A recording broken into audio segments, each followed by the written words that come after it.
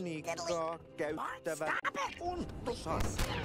He mylvivät niin hirvittävän kovalla äänellä, että puuta. Mikä kauas toisesta? Oli tule sinä tähän menet tuonne ja... Loistava esimerkki siitä, huomatkaa miten äänet riipivät kasvuun käyttävät metodia, jonka jo mainitsin. Viisihännät ovat vaeltajia. He tulevat suureen laaksoon silloin tällöin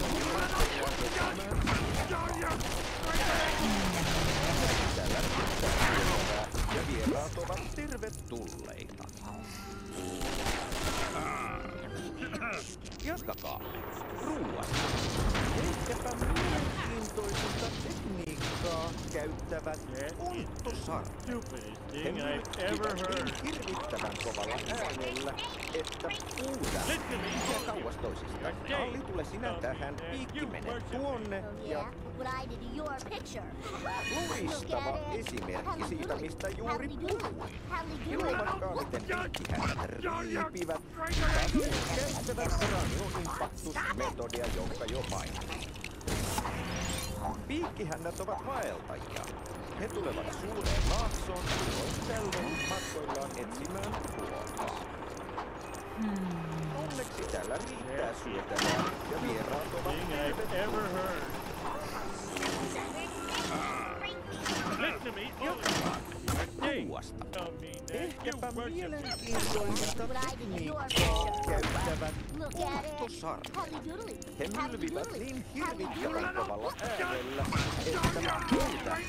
Mikä kauas toisistamme? Alli, tule sinä tähän. Piikki mene tuonne ja... Loistava esimerkki siitä, mistä juuri puhuin.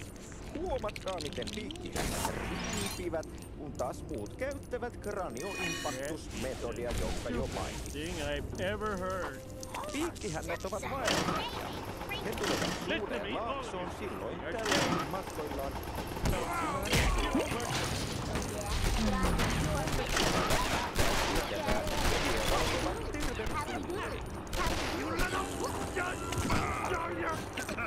Jatkakaa ruuasta. Ehkäpä mielenkiintoisinta tekniikkaa käyttävät ontosarjat. He mylvivät niin hirvittävän kovalla äänellä, että puuta. Mikä kauas toisesta? Tule sinä tähän, piikki mene tuonne ja... Loistava esimerkki siitä, mistä juuri puhuin. Huomatkaa, miten piikkihännät riipivät, taas muut käyttävät kranioimpaktusmetodia, jonka jo mainitsin. Piikkihännät ovat vaeltajia. He tulevat suureen laaksoon silloin tällöin matkoillaan etsimään ruokaa. Onneksi täällä riittää syötävää ja vieraat ovat tervetulleita. Jatkakaa.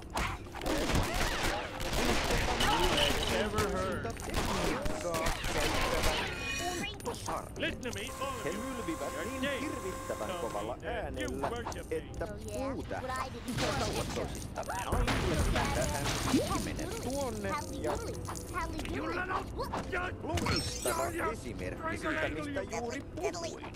Huomatkaa, miten piikkihännät riipivät, kun taas muut käyttävät kranioimpaktusmetodia, jonka jo mainitsin. Piikkihännät ovat vaeltajia. He tulevat suureen laaksoon silloin tällöin matkoillaan etsimään ruokaa. Onneksi täällä riittää syötävää ja vieraat ovat tervetulleita. Jatkakaa ruuasta. Ehkäpä mielenkiintoisinta tekniikkaa käyttävät ontosarjat. He mylvivät niin hirvittävän kovalla äänellä, että puuta. Mikä kauas toisistanne? Alli, tule sinä tähän. Piikki mene tuonne ja... Loistava esimerkki siitä, mistä juuri puhuin.